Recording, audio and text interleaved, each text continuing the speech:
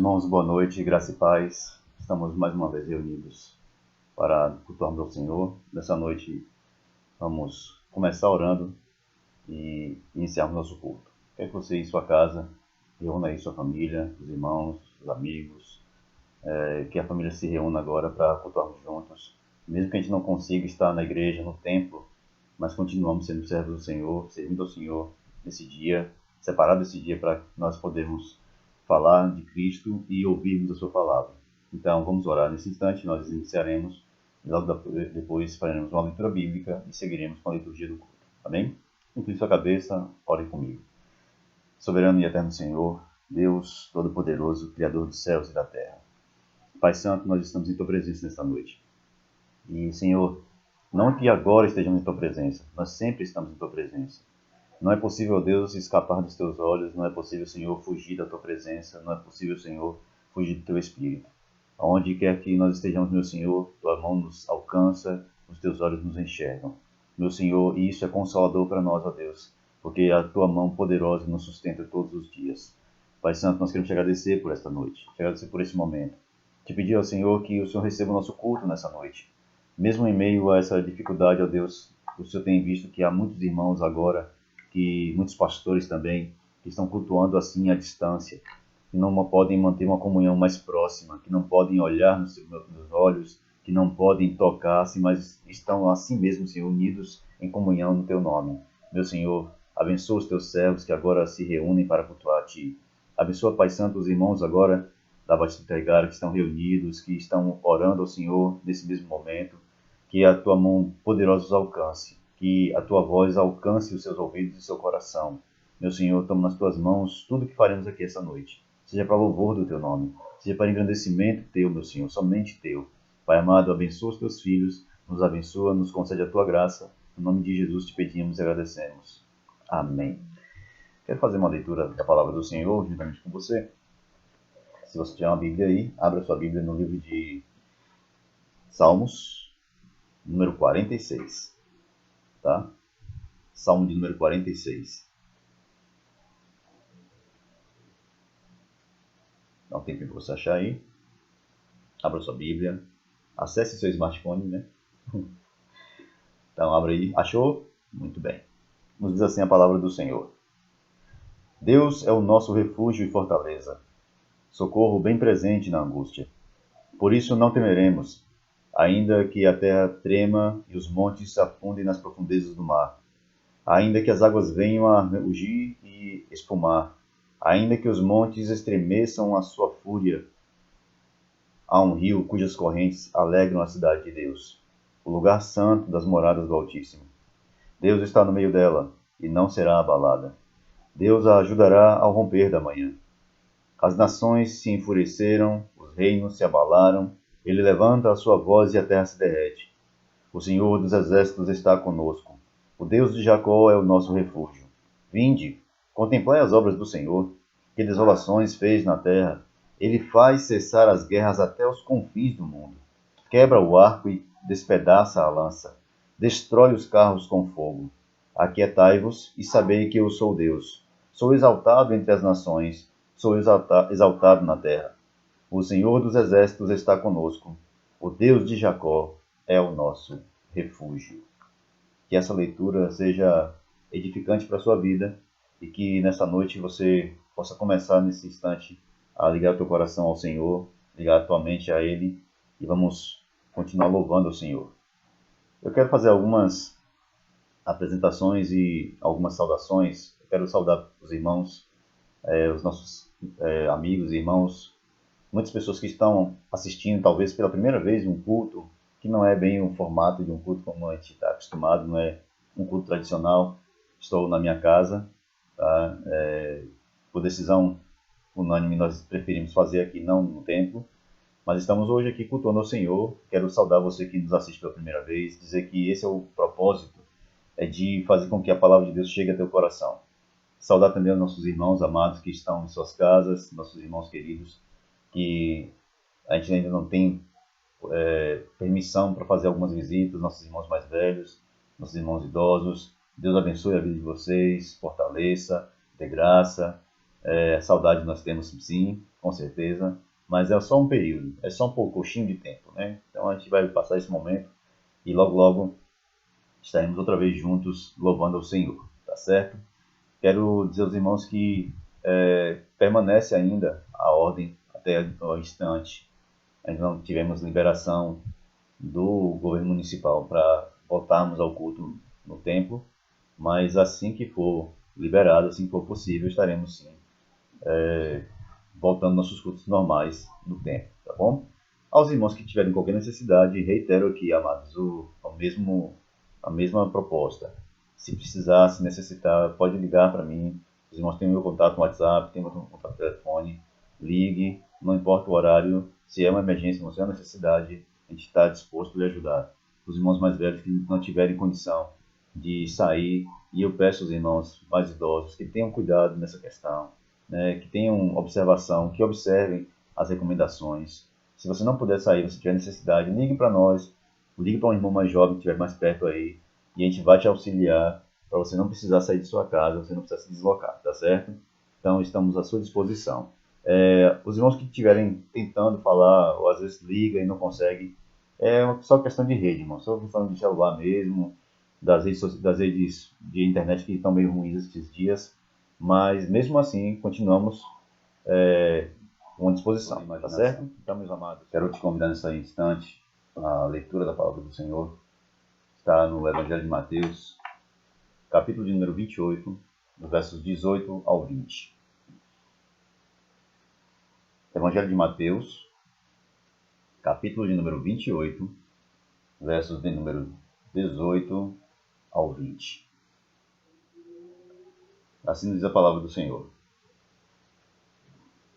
Jesus, aproximando-se, falou-lhes, dizendo: Toda a autoridade me é dada nos céus e na terra. Ide, portanto, fazei discípulos de todas as nações, batizando-os em nome do Pai, e do Filho, e do Espírito Santo, ensinando-os a guardar todas as coisas que eu os tenho ordenado.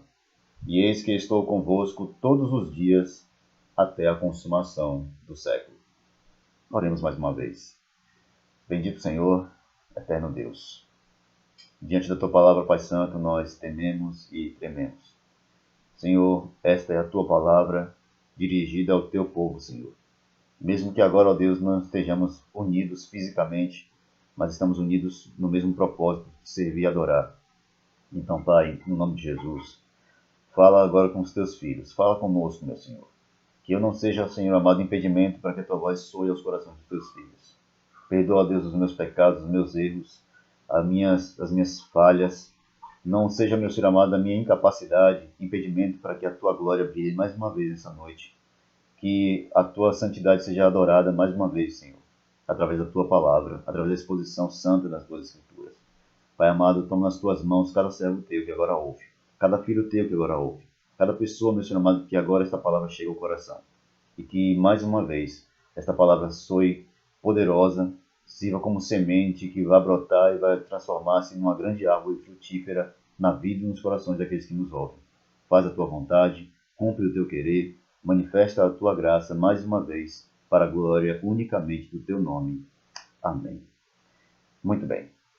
Meus queridos, nós estamos lendo aqui o livro de Mateus, capítulo de número 28, verso 18 ao 20, que é um texto que vai falar sobre as últimas instruções de Jesus.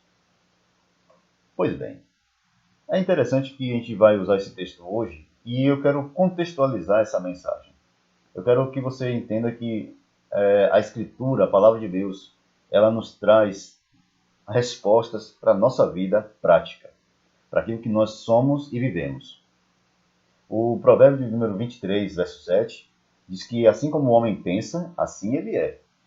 Ou seja, como ele pensa, o que vem à sua mente, o que vem ao seu coração, assim ele age.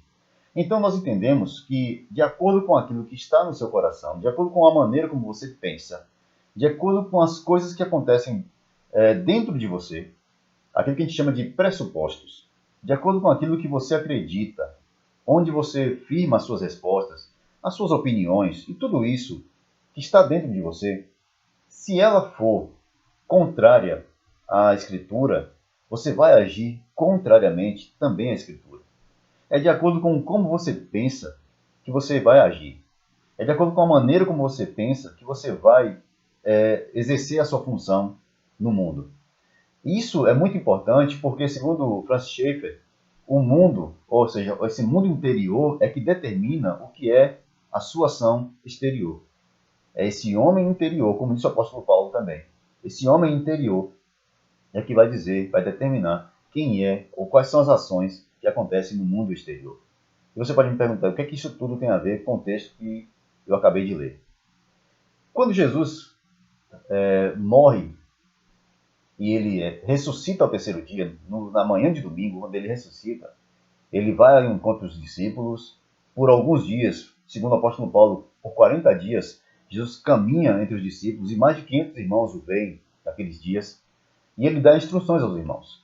Mas no último dia, no dia em que ele se despede dos discípulos, que o livro de Atos vai mostrar os discípulos reunidos lá no monte e o Senhor ascende aos céus, nesse último dia ele dá uma ordem aos discípulos. Mas antes de dizer aos discípulos o que fazer, Jesus dá a premissa básica pela qual nós fazemos. Então o texto no versículo 18 diz que Jesus se aproximou deles e disse, olha, toda a autoridade me é dada no céu e na terra. O fundamento aqui, e esse é o tema que nós queremos trabalhar nessa noite. Nós temos uma esperança, mas a nossa esperança tem um fundamento. O fundamento que Jesus coloca aqui, que ele lança aqui, o fundamento que ele propõe aqui é que, sendo ele Senhor e Deus, e tendo toda a autoridade nos céus e na terra, podemos ir. Podemos fazer a vontade dele, confiando que ele tem todo o poder nos céus e na terra. Porém, eu quero te chamar a atenção para algumas coisas. Apesar de Jesus ter lançado um fundamento muito bom, algumas pessoas preferem fundamentos ruins. Sabe aquela história das duas casas? Uma casa edificada sobre a rocha e uma casa edificada sobre a areia? A rocha significa, representa o lugar onde você está firmando a sua vida. A casa é sua vida, onde você está construindo. Mas não só sua vida. Em que você confia? O que é que fundamenta a tua vida? O que é que te sustenta? A gente sabe que uma coisa pode ser muito frágil, uma casa pode ser muito frágil e mal sustentada, a depender não só do material que ela é construída, mas sobre qual terreno ela é construída. Se você constrói a sua vida baseado nas suas opiniões, e se as suas opiniões são nada mais do que um acúmulo de opiniões e opiniões e opiniões, você tem um sério problema, porque seus fundamentos são muito frágeis. A minha opinião muda. Eu podia ter uma opinião ontem sobre um determinado assunto, e a depender da informação que chega a mim, eu posso mudar de opinião a respeito daquele mesmo assunto. Então, a minha opinião e o que eu acho é muito frágil para eu construir a minha vida sobre isso. A estrutura da minha vida e principalmente a minha esperança não pode estar baseada na minha opinião. Se a minha esperança está baseada na minha opinião, é uma esperança vã, é uma esperança vazia, porque ela depende de mim.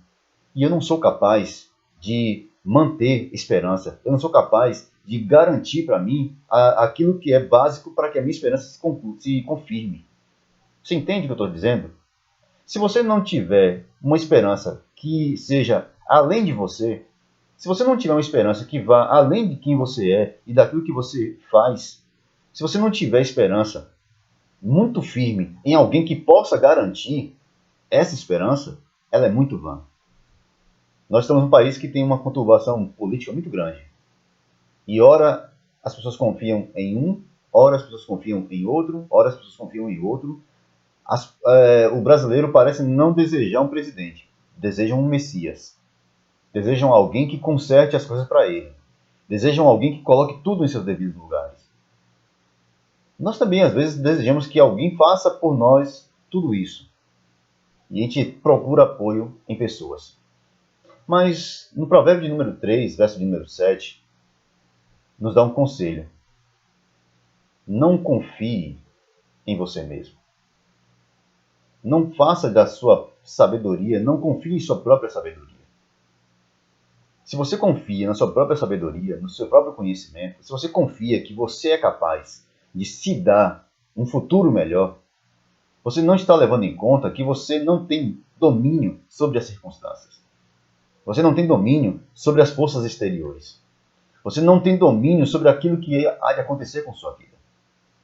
Talvez você diga assim, não, eu não tenho domínio, eu não tenho poder sobre as circunstâncias, mas eu tenho a condição e a capacidade de me transformar diante das circunstâncias.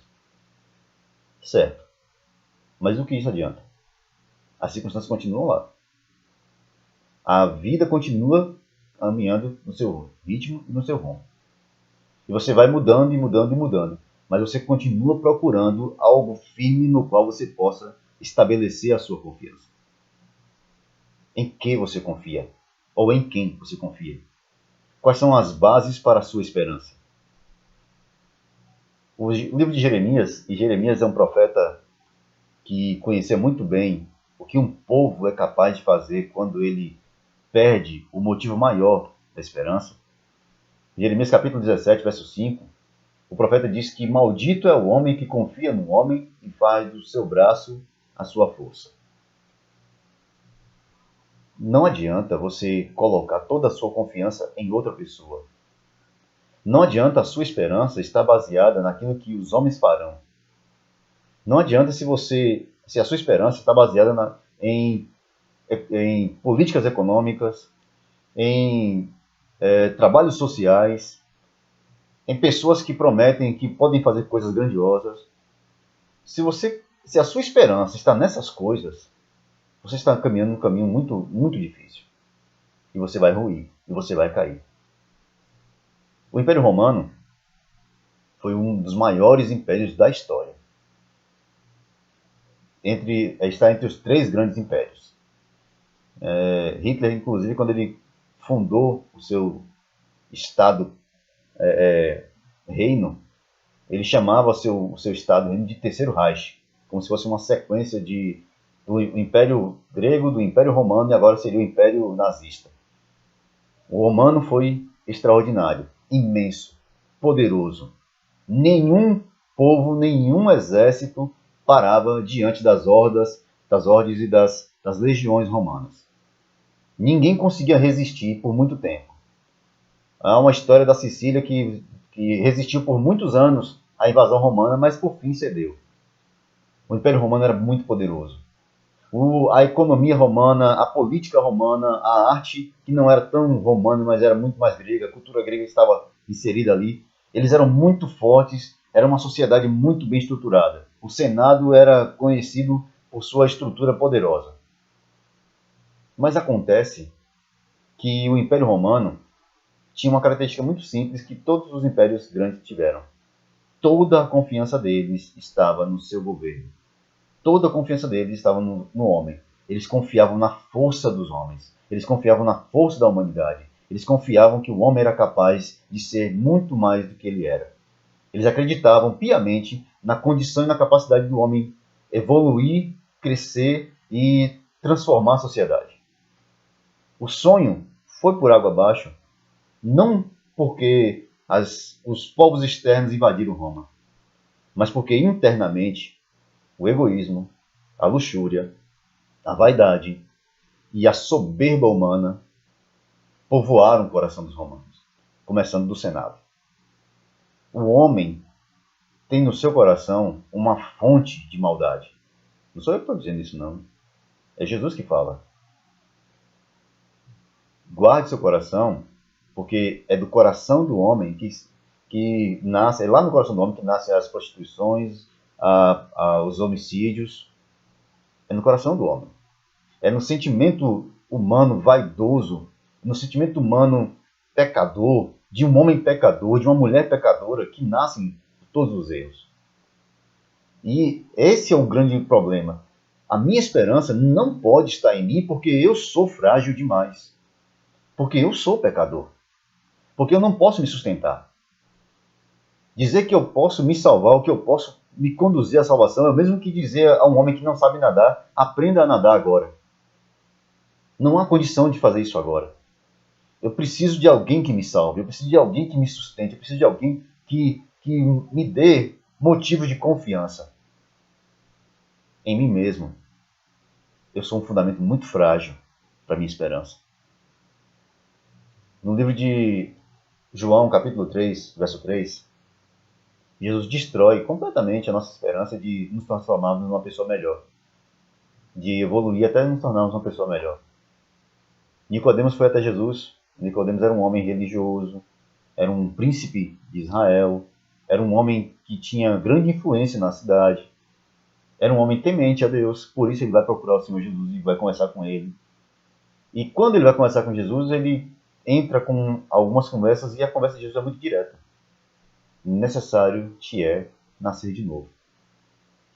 Como é, Senhor, então que eu posso nascer de novo? Pois é impossível para você. Não é humano.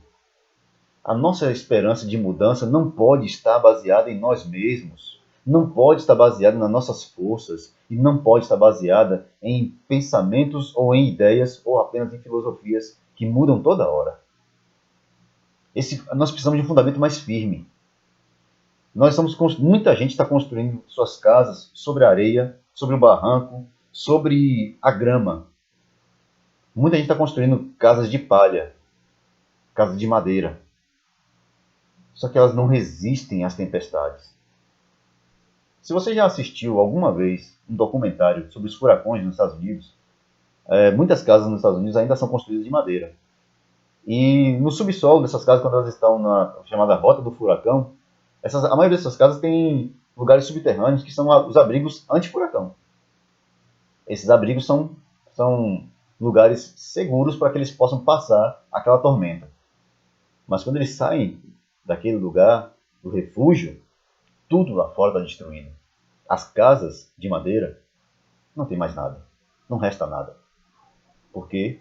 Porque foram construídas, apesar do fundamento ser muito bom, foram construídas de madeira. É madeira apenas. A nossa esperança, sendo construída baseada em nós mesmos, não é uma esperança que possa ser confiável. Mas então, se eu digo que todas as esperanças são frágeis, se eu digo que tudo isso é frágil, onde é que eu encontro um fundamento que eu possa dizer assim, não, aqui eu posso confiar e eu posso colocar a minha vida nisso. Eu posso colocar a minha confiança plenamente nisso. O texto que nós lemos, e eu não estou fugindo do texto, o texto que nós lemos diz claramente, Jesus fala para os discípulos, é-me dado toda a autoridade nos céus e na terra. Quando Jesus está dizendo aqui que ele tem agora toda a autoridade nos céus e na terra, ele está dizendo, vocês podem ir confiando em mim. É Cristo o único que pode nos dar base, firmeza para continuarmos caminhando nessa vida. Ele é o único que pode nos dar estrutura psicológica, física e emocional para a gente chegar à terra prometida, ao lugar santo, para a gente vencer as agruras dessa vida, para vencer as tribulações que estão ao nosso redor. É somente em Cristo, e Cristo é sim o nosso abrigo seguro, mas é somente Cristo. Não há lugares onde você possa se esconder. É Cristo. A Escritura apresenta ele de maneira gloriosa. Isaías, e aí temos que lembrar aqui que Isaías é um profeta que está falando sobre algumas coisas passado e futuro, mas Isaías aqui no capítulo 26, verso 4, Isaías fala do Senhor, nossa rocha eterna. Isaías apresenta Jesus como rocha eterna. Por que eu estou falando que ele apresenta Jesus? Ele fala ali de Yahvé. Mas no Novo Testamento, Jesus é apresentado várias vezes como a pedra que os fundadores rejeitaram, mas que agora foi feita pedra de esquina. A rocha sobre a qual estamos firmados. A pedra angular. Jesus, ele mesmo diz, sobre esta pedra edificarei a minha igreja. Então, Cristo é a rocha eterna, firme, segura, na qual você pode se firmar. Na qual você pode colocar os teus pés e estar seguro. Isso sim é uma esperança. Isso sim é a esperança que nós podemos confiar, ter plena. A esperança que duvida não é esperança. Se a gente coloca a nossa esperança em algo que pode mudar, a gente não tem esperança. Mas o Senhor é apresentado como aquele que é imutável. Eu, o Senhor, não mudo. E Hebreus vai dizer, porque Jesus Cristo é o mesmo, ontem, hoje e eternamente. O fato dele não mudar, nem ontem, no passado eterno, na eternidade passada, quando nada existia, ele é. No tempo em que nós estamos vivendo, dentro da história, dentro desse período que nós estamos continuando, ele é. No futuro, quando ele finalmente encerrar toda a história e nós finalmente conhecermos aquilo que nós seremos na eternidade, ele continuará sendo ele. Então ele é no passado, no presente e no futuro. Ele está em todo o tempo. É esse Senhor imutável, que não mudou de ideia, que não mudou de plano, que não gerou um novo plano no Novo Testamento, não é um novo plano, é o plano de Deus desde a eternidade. Esse Senhor que não muda, nele nós podemos confiar. Cristo também é apresentado como o vencedor. E aqui há uma beleza extraordinária no texto. Abra comigo, por favor, o livro de Apocalipse, capítulo de número 5, verso 5. Esse texto que fala sobre a chegada do Cordeiro, ou melhor, a entrada triunfal do Cordeiro no santo, nos céus. O texto diz que João, o apóstolo João, escrevendo aqui no livro de Apocalipse, no capítulo 5, ele diz que havia um livro selado com 7 selos. Eu não vou explicar aqui as terminologias, mas havia um livro selado e ninguém era digno de abri-lo. Ninguém, nem nos céus, nem na terra, nem debaixo da terra, em nenhum lugar, não havia um ser vivo digno de abrir o selo que estava na mão de Deus. De abrir o livro que estava com 7 selos. Ninguém. Ninguém havia. Não havia ninguém digno. Ninguém justo. Não havia um sequer. Está aqui o eco daquilo que o profeta também disse. Não há um justo sequer. Ninguém busca a verdade. Pois é.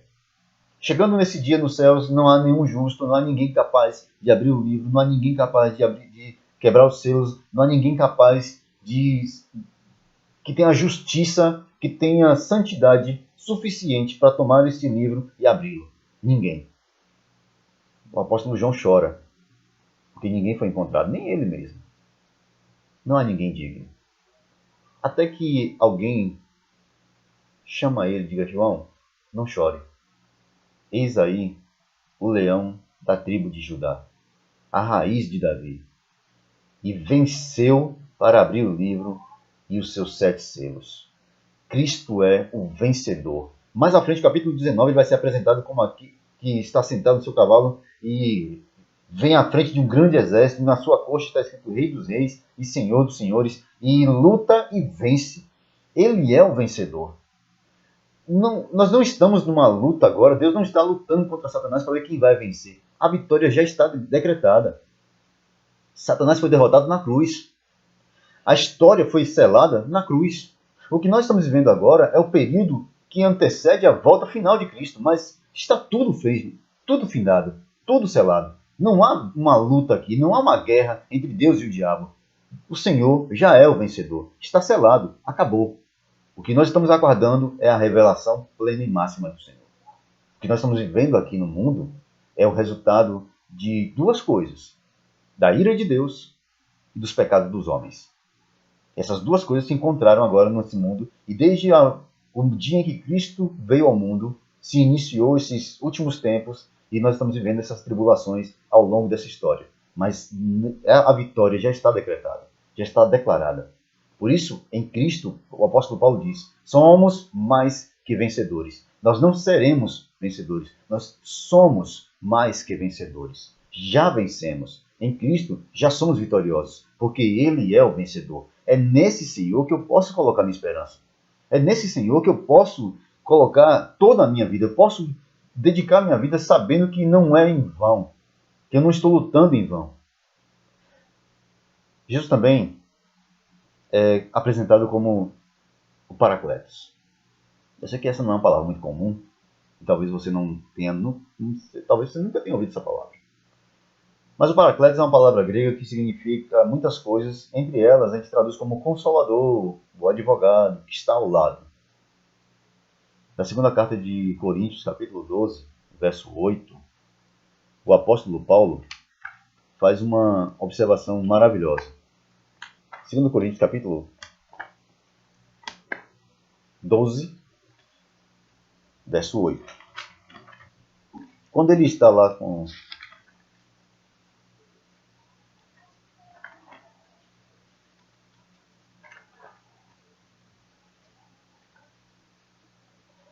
Quando Paulo está falando sobre a sua fragilidade, ele tem uma dificuldade muito grande, ele sofre e a gente não sabe com o que é.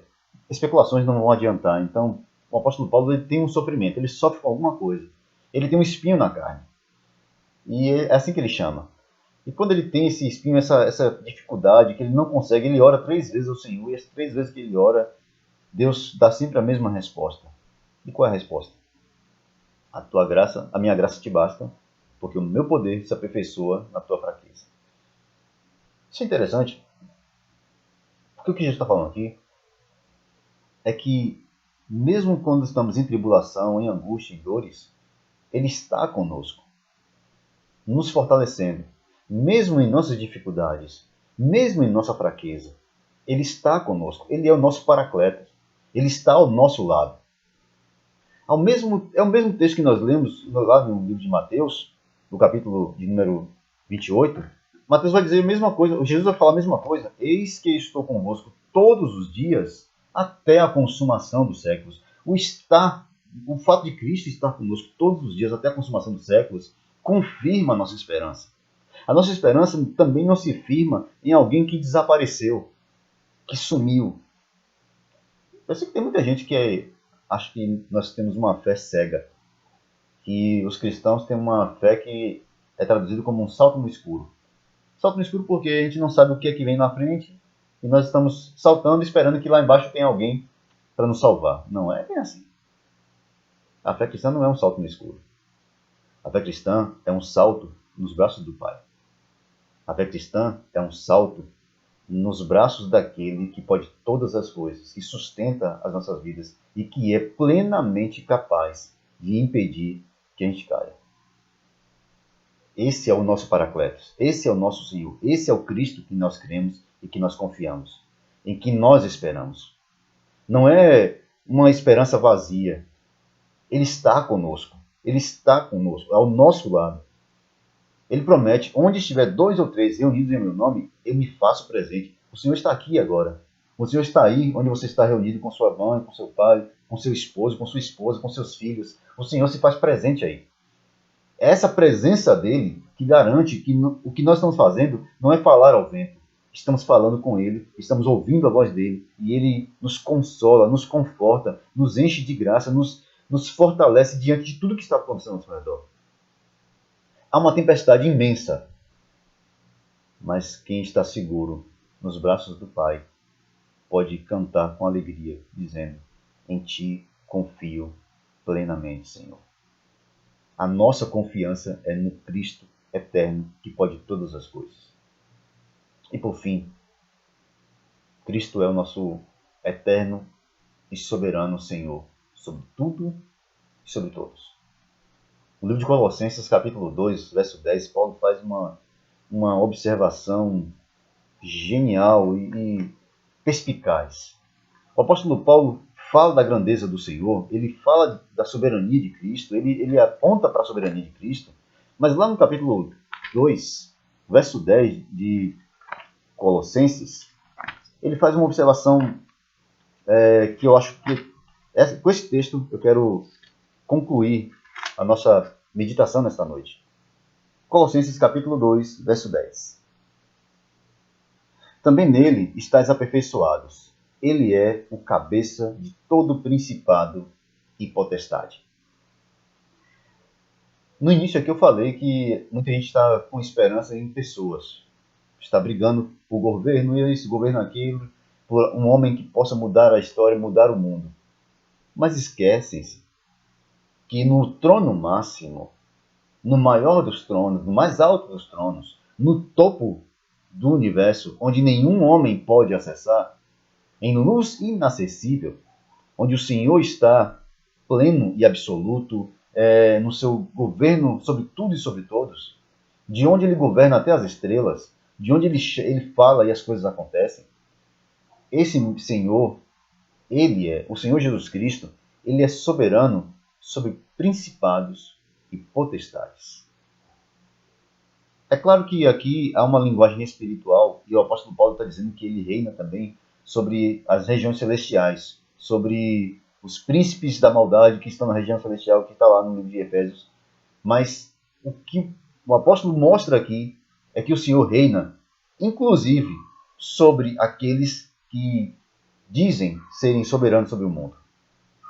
Meu querido, todo o governo do mundo está debaixo do governo de Deus. Aí você pode dizer, mas se Deus está no governo, por que as coisas ruins estão acontecendo? Sua pergunta deveria ser outra. Deveria ser bem diferente. A sua pergunta deveria ser, se Deus está no governo, esses homens deveriam agir de forma diferente. Porque eles serão cobrados por tudo isso. Deus está no governo, então eu preciso agir de forma diferente. Porque eu serei cobrado diante do governador de todas as coisas. Você não pode colocar Deus como sendo culpado de coisa alguma. Não é culpa, é governo. Deus governa toda a história. E agora mesmo, eu sei que muita gente não gosta da ideia de que alguma coisa ruim possa vir. Mas, meu querido, entenda uma coisa.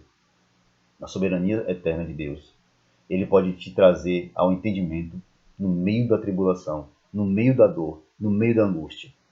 O mundo muitas vezes, e até o momento em que essa praga atingiu o mundo todo, até o momento que tudo isso aconteceu, tudo se levantou, de um tempo para cá, desde 2002 que a gente vem sofrendo vários problemas de saúde crônicos que atingem o mundo todo, mas desde quando isso começou, o comportamento não mudou em nada. Nós continuamos em um país que ama a corrupção, desde o mais pobre, e aqui não está falando de questão de pessoa não, o mais pobre até o mais rico, são todos corruptos. Nós estamos num país onde as pessoas amam a luxúria, amam a prostituição, amam o adultério, amam tudo aquilo que é desordenado e que agride diretamente aos mandamentos do Senhor. O mundo todo agora está parado, mas quando se falava de separar um dia para servir ao Senhor, as pessoas diziam o quê? Estamos ocupados. Vamos, irmãos, para a escola bíblica dominical, vamos acordar pela manhã, vamos para a igreja. Estou ocupado. E agora você está fazendo o quê? Onde é que você está agora? Cadê a sua ocupação? Deus continua sendo absolutamente soberano e Ele nos mostra as coisas de maneira muito, muito direta. Mas a nossa esperança, o fundamento da nossa esperança, é que tudo isso, tendo um propósito de Deus, no fim será para a glória dele. Ele será glorificado no fim de tudo isso. O Senhor, em meio a toda essa tempestade, em toda essa tribulação, será glorificado. E mais do que isso, se mostrará que aqueles que estão firmados em Cristo Jesus, aqueles que estão firmados na rocha eterna, aqueles que realmente confiam no Senhor e têm vivido no temor do seu nome, não mudarão por causa das circunstâncias da vida. Não deixarão a Cristo, nem deixarão a fé por causa do que está acontecendo ao seu redor. Não serão engajados em brigas políticas partidárias ou ideológicas. Antes, se firmarão cada vez mais em Cristo e na esperança da sua volta. Se agora as coisas estão dessa forma, lembre-se, a esperança que o mundo não conhece é aquela que nós pregamos, Cristo Jesus, autor e consumador de nossa fé. É nele que nós cremos, é nele que nós esperamos. Vamos orar. Bendito Senhor, Deus eterno e todo-poderoso. Diante de um mundo, Senhor, que está em tormenta, em tribulação, em agitação absoluta, as águas, meu Senhor, se agitam, o mundo está conturbado, as pessoas lutam desesperadamente por sobrevivência. Alguns choram seus mortos, outros choram sua incapacidade de salvar, outros choram porque não sabem o que fazer, outros choram por causa da incerteza do futuro. Alguns têm medo da morte, outros têm medo da doença, outros têm medo do sofrimento. Há muitos temores nesse mundo, Senhor. E há muitas pessoas que não conhecem de forma alguma a condição mínima de escapar dessas coisas. Mas eu sei, ó Deus, que diante de tudo isso, a tua glória brilha. A tua santidade reluz. A tua soberania se mostra cada vez mais poderosa.